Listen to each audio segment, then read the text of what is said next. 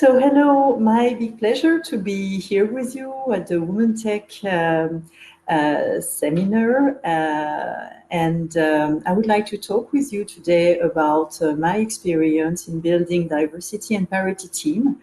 I work in the high-tech industry, and I will share with you today a little bit on Synopsys, which is a company for whom I work, and then why it matters to build diversity and parity in teams, and then my experience and the success I'd like to share with you. Okay, so Synopsys today. So Synopsys is a company that provides solutions, software solution for the semiconductor market. So we develop tools that we call design automation tools. We also provide services. We provide IPs, interface IPs, also for the semiconductor industry. And we have added over the last few years a new solution for software, for quality and security testing of software. We have about 15,000 employees. We have a representation in over 30 countries with 130 offices. We massively invest into R&D because 31% of our revenue is invested into R&D. We have about 3,400 patents. And last year, our revenue was about $3.7 billion. In terms of positioning, we are the number one vendors in EDA, in electronic design automation tools. And we are number one in interface IP for analog and embedded memories and physical IPs. And we are an emerging leader in the software from Gartner Magic Quadrant for the security and quality testing software. So in terms of solution, in a nutshell, we provide solution to develop chips. So we provide solution to design these chips, to integrate IPs, to verify these chips. We provide software solutions to verify manufacturing. And on top of that, we provide a software solution. So it's a complete set of products to serve the semiconductor market, but also all kinds of markets when it comes to the software quality and security. So Synopsys being such of a company being represented all over the world with more than 30 countries, diversity and inclusion is so important to the company because we see that this is absolutely feeding the company and providing with the great ideas and with the great innovation that the company needs in order to continue being the number one in this industry at a pace that goes so fast. So for Synopsys, inclusion and diversity is the key success factor for where we are and what we are and for continuing growing. So not only do we do diversity and we empower the diversity of different cultures and people and ideas and innovation, but we also have a very strong focus on empowering women because it is important to build diverse teams and to have more representation of women. So we hire, we retain, and we promote women as part of the program for bigger diversity and gender parity at Synopsys. We also invest early at university with students, so we have programs to onboarding programs to have students joining us early in our teams. And at Synopsys, we also pay big attention to equity in salaries. And back in 2016, we have put in place a program to make sure that at same job and same performance, salaries are the same.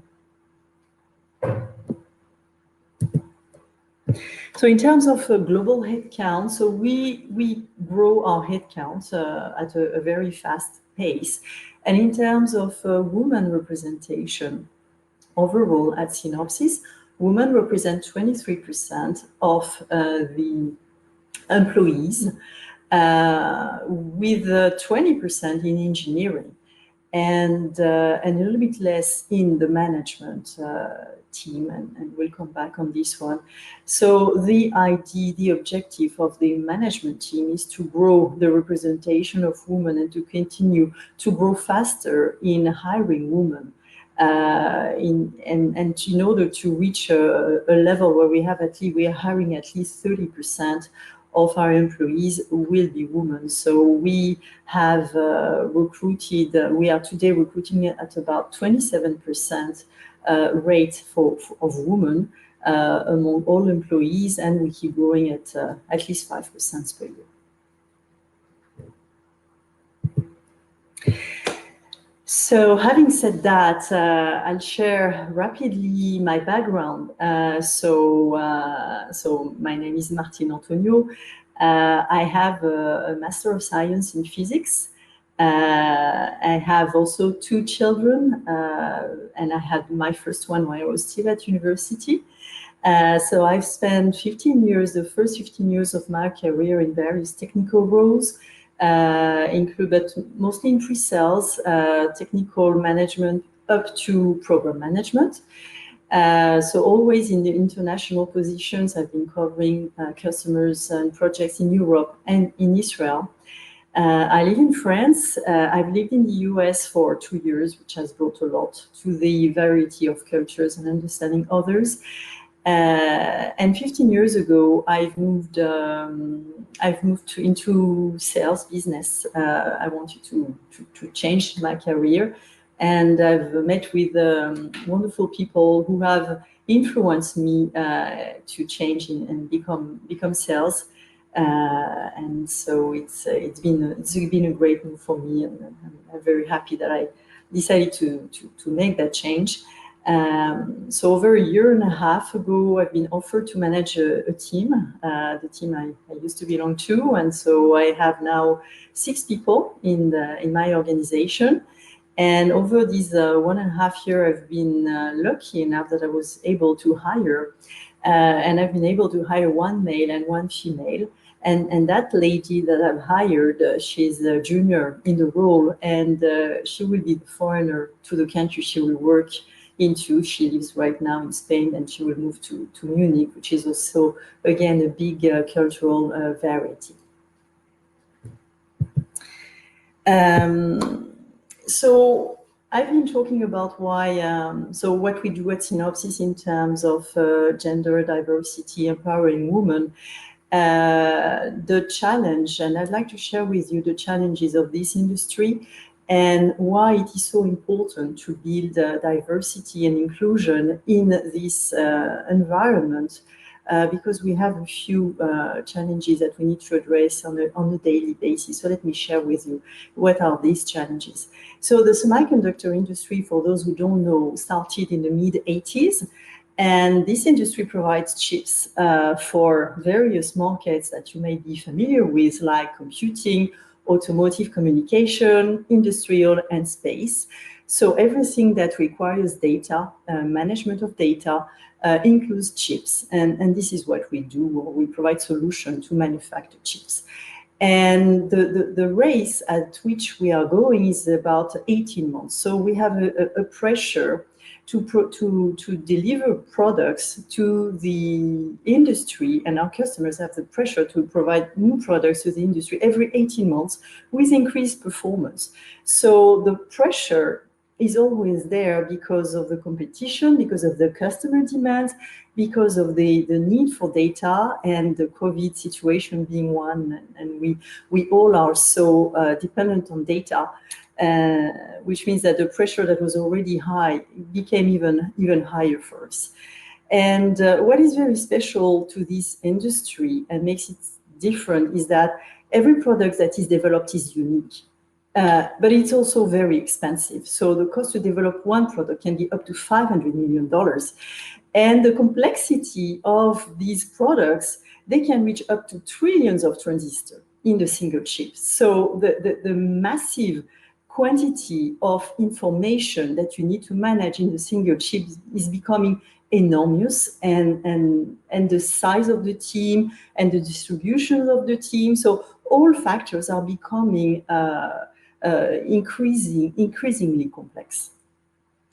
It's also a high-risk industry because the cost of bugs varies, but it can be from $100,000 of dollars up to people's deaths. And why do I say that? Because, for example, if you take people that are in a car, autonomous cars, if there is a bug in the car, in the software, in the hardware, then it can go up to people dying. So this is why it's a high-risk industry, because basically we shouldn't have bugs, and we invest, this industry invests a massive amount of energy, time, people, in order to limit the cost of bugs as much as possible.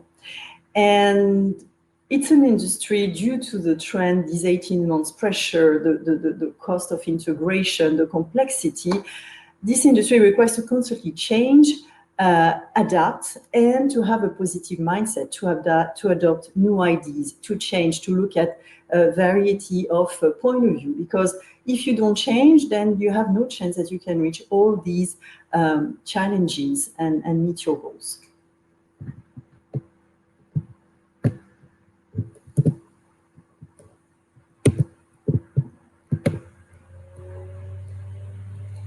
I'm sorry. Okay, yes. And so now, looking into the people, so what are we looking at when we consider so many challenges in this industry? So what are the type of people we are looking into? So we are looking into people who are able to work in international environments, but also in cross-functional teams, because everything is linked today. And so people need to work at all levels with their peers, with engineering, with sales, with management, with customers, at every level. And that requires to have a very strong and open communication capabilities, a capability to work and to learn from each other.